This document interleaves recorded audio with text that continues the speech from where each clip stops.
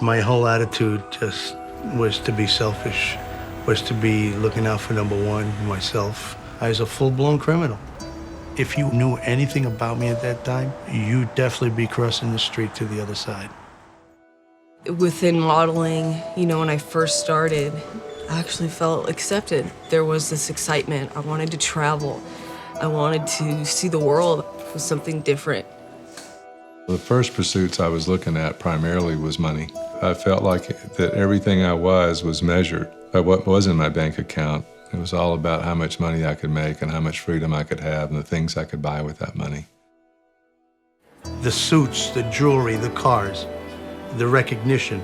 I was so into that lifestyle that I did not want to change. The more I was involved in it, the more distance my family became, I became of them.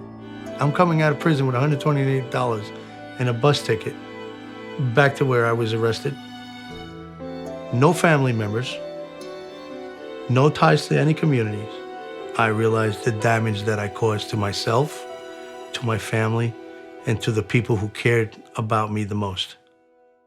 I started working here and the city gets to you.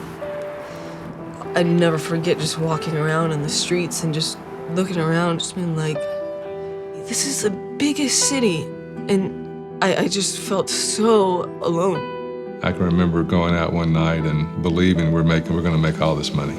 And I figured I wanted to have my business cards made from true platinum, not just a paper business card. It was all about, the image. It was something that I gravitated to because it made me feel better, that I had more value, but there wasn't any substance to it. And so it was always fleeting. It never was real enough to hold on to. I could never receive any kind of true peace with it. You had to continue to try to reach out for something bigger and better. I had an encounter with a member of the LDS Church. I had questions, thousands of questions, because of my life, my lifestyle. And every question that I asked, there was an answer to it. Every time he mentioned the word of Christ, there was a glow. The more I heard, the more I felt happy, the more I felt at peace. And when he added that I would be with my mother and father again and get a second chance for them to see me who I am today, you know what? That's all I needed to hear. I struggled so hard to be that 115-pound, 33.5-inch hip person. I was miserable. And I know that my friend knew that. And so when she invited the missionaries over, I was skeptical about it. Missionaries came over and I felt at home, and they invited me to read the Book of Mormon. And without hesitation, yeah, I'll read it. It's changed my life. The plan of Bill Grubbs, was not getting me where I wanted to go. I knew I wanted something different, but I didn't really know what it was until I was introduced to Christ.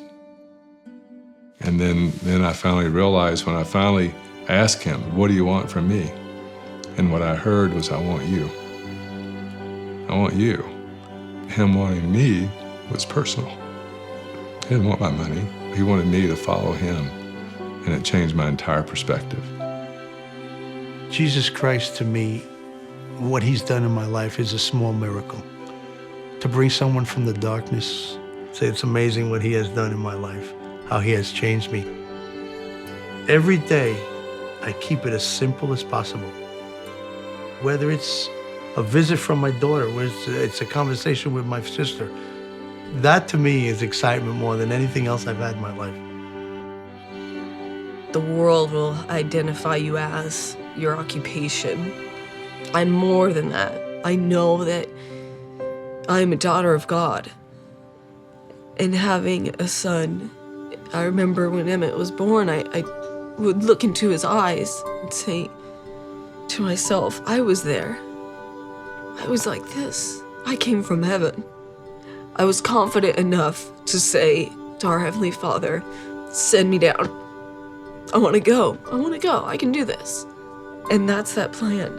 It's called the plan of happiness for a reason. The things that don't cost anything, the things that don't cost a dime, are the things of most value.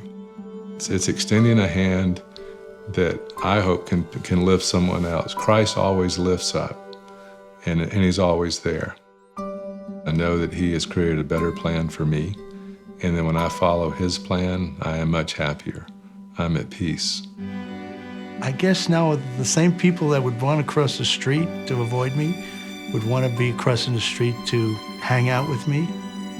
I truly have found happiness in my life. I have found true happiness. I have finally found true happiness.